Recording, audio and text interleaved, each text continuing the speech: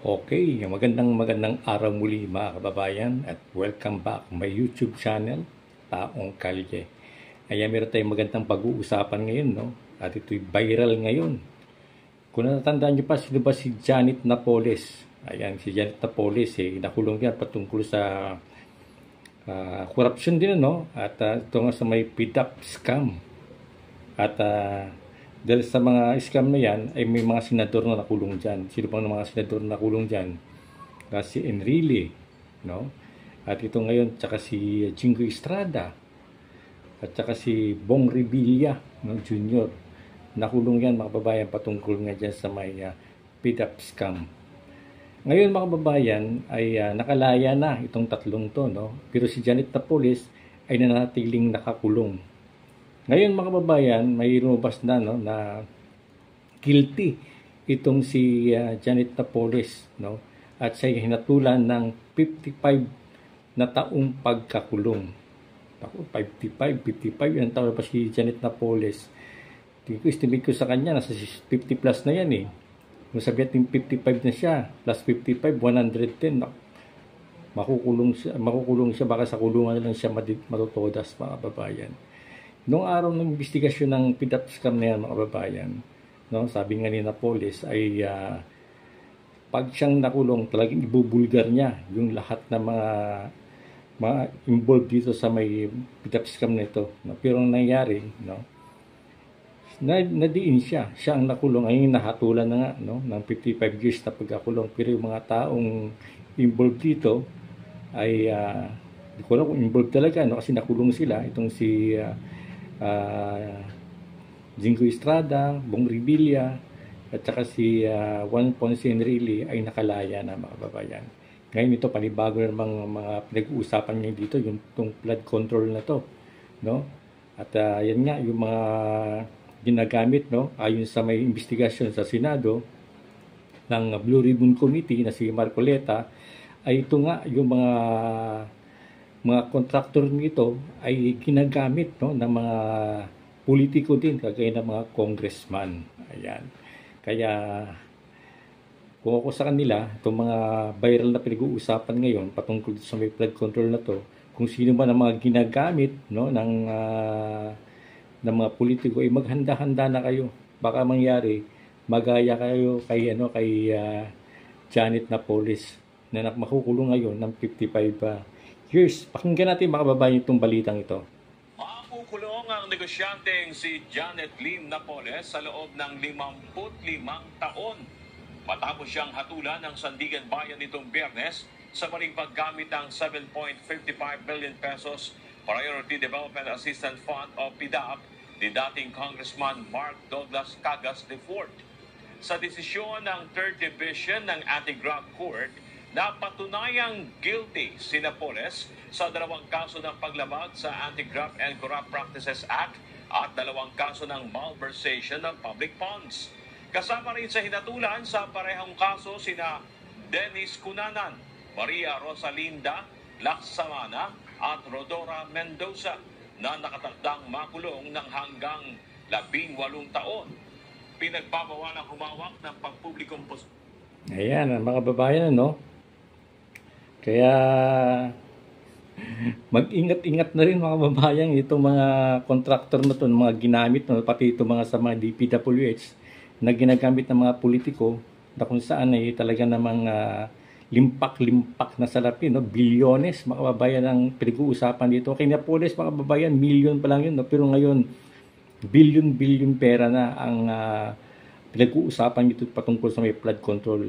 Kaya nakikita ko, no, si Senador Marcoleta bilang isang chairman ng Blue Ribbon Committee ay seryoso siya, mga kababayan, na talagang imbestigahan itong flood control na anomalya na to.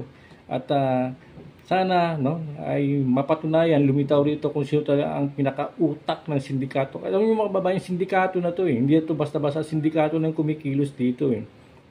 Kaya dapat talaga managot yung mga tao involved dito sa may flood control anomaly, no, mga kababayan. At makulong sila. Kagaya ng nangyari kay Napoles, na patunayan talagang siya na guilty at makukulungan ng 55 years. Matagal-tagal ito, mga kababayan, 55 years. Tingin ko, dyan na siya talaga matitigok, no, sa kulungan. no? 55 years kasi sa edad niya siguro mga 50 plus na ito, plus 55 ay 100 plus na, no? Pabili pa naman kung maabot siya ng mga 150 ang buhay niya, ay makakalaya pa siya. Malalanghap niya pa yung sariwang hangin.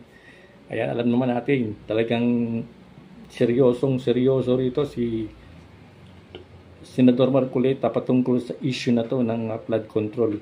At sana talagang dumating yung panahon na mapatunayan at ma-pinpoint, no, kung sino talaga ang may sala sa anomalya nito ay at makulong, no, at makulong ng habang buhay, at para makita nila yung batas, no, na magpaparusa sa mga taong ito, at para matakot naman ang mga pwede pang gumawa ulit nito, mga kababayan. Talagang totoo lang, yung matinding corruption ngayon sa ating bansa ay tagang lantaran na. Hindi sila natatakot, no? Talagang mga walang konsensya na, mga kababayan. Makikita natin talagang kung hindi pa dahil sa kalikasan, no, mismo pinakita, no, niyabang ni Bongbong Marcos itong 5,500 flood control na ito, pero sa kanyang zona, pero dumating yung 3 araw ay bumuhos yung napakalakas na ulan at bumaha sa buong Metro Manila, pati sa ibang lugar, no, sa may Bulacan, na kung saan malaking budget din ang nilaan ng gobyerno diyan sa may flood control sa may Bulacan. At ngayon nga, no, nabisto sila ngayon, at sinundan pa yon ng mga nakaraang mga linggo, no, bumuhos yung napakalakas na ulan ulit at bumaha ulit. Ibig sabihin, bilyon-bilyong pera ng pondo ng Pilipinas na dinaan dyan sa may flood control, pero walang sagisay. Ibig sabihin, doon na buko, mga kababayan, na talagang imbestigahan ngayon. May mga flood control na binadgetan, pero wala pala.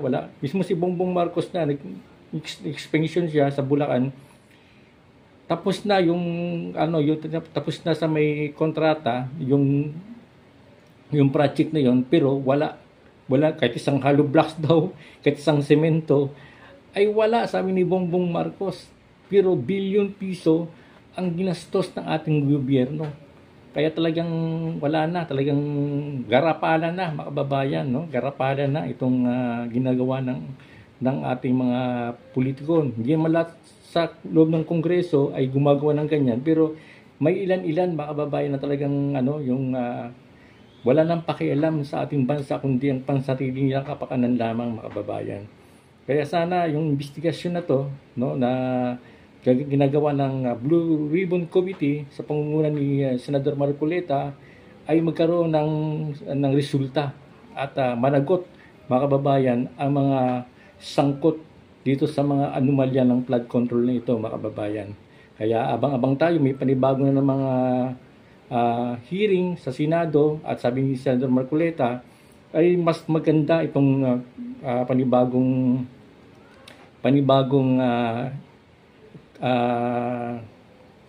hearing nito, kasi nga talagang marami nang mabubunyag, kasi lahat ng mga kontraktor ay inimbitahan. Yung mga kontraktor na hindi umattend nung unang hearing ay sinubuhay na, no? At yun nga, kailangan umattend sila, kasi pag di sila umattend ay mako-contempt sila, pwede silang makulong.